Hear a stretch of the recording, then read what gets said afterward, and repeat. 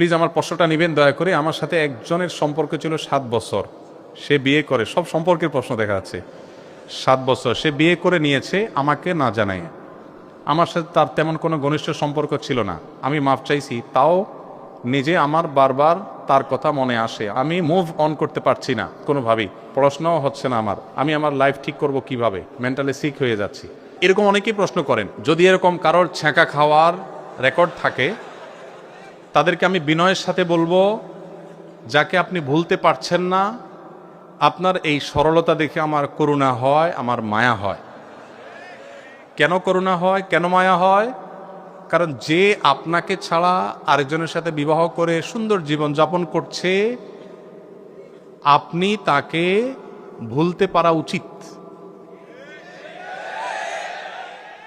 কারণ আপনার যাকে প্রয়োজন হয় নাই, এটা জানার পর আপনার বোঝা উচিত যে আপনি ভুল জায়গায় ছিলেন।